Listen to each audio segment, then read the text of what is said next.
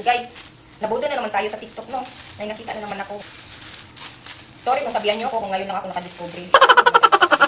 Kasi kay tagal ko nang hinanap kung anong tawag nito. Pang ano ba sa buhok? Pang tulog sa buhok, ilagay sa buhok. Kung sa mga yayaman guys, ito yung sinusuot nila.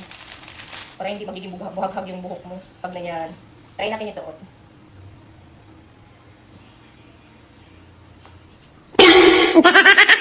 Ayaw, di ma.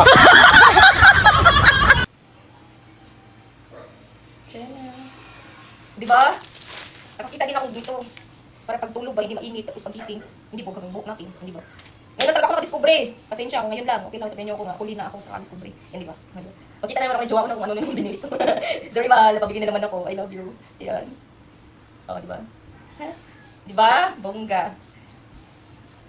Damit, pantulog na naman yung bibili natin yung hindi gano'ng mainit na damit, di ba? Yan lang, bye-bye!